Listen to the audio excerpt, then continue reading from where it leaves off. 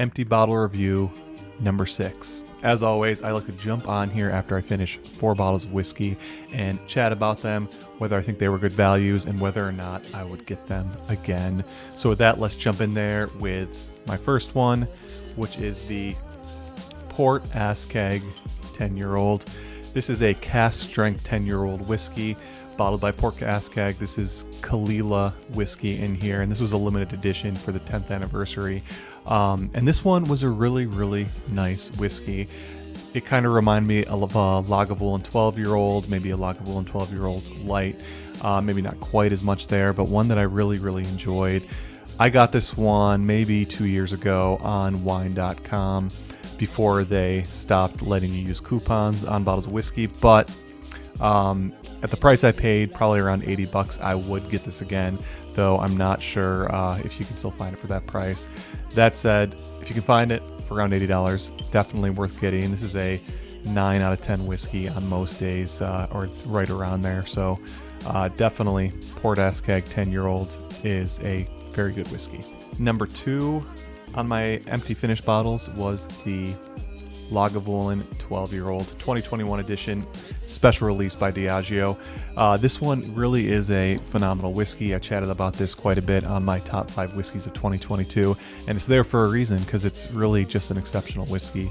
Now, that said, this is a very expensive whiskey. In today's market, it's around $150, and for beginners or people who don't like peat, not worth it. But if you tend to gravitate towards Lagavulin's house profile, without a doubt, this is worth it. This is one of the best examples of an Isle of Scotch whiskey out there, and one that I love, one that I have a backup of, and one that I would be willing to pay the $150 for.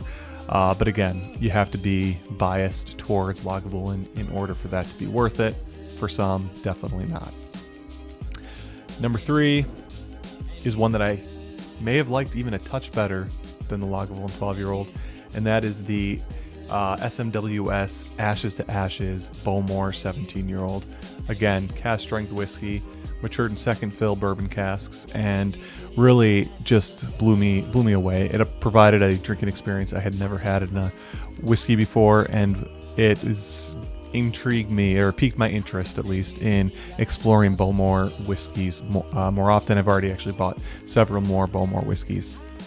Like the Lagavulin, this one isn't cheap. It's not easy to find.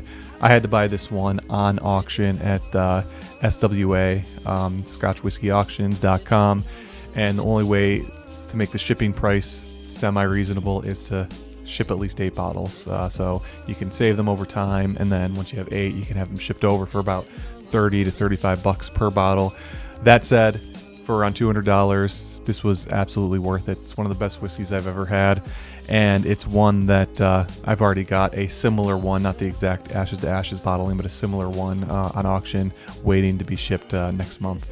So if you can find it, if you like Bowmore or you're interested in trying out, high price tag, not worth it for most people, but if you want that interesting high price bottle that offers a unique drinking experience, definitely Bowmore 17 Ashes to Ashes from SMWS is worth it. And then finally, my 4th most recent finished bottle is the Signatory Royal Brackla 2007. This is an 11-year-old whiskey, matured in refill sherry butt and bottled at 43%. I paid around $80 for it, and this one was a bit of a disappointment. For the style of whiskey that it was, it really could have benefited from a higher proof, probably even cask strength. It had a very unique flavor profile, but one that was kind of watered down too much, which left it semi-unpleasant. Not to say it was a bad whiskey, but just that extra proof really would have elevated this one to one that was really good. This one was on my shelf for years, open, very slow to finish, and that was because it wasn't quite as good as I was hoping. This one probably ranks towards the bottom 15 or 20 bottles of whiskeys I've ever had. But again, not that that's a terrible whiskey. It's still solid, but definitely not one I would ever replace. So with that, those are my 4 most recent finished bottles.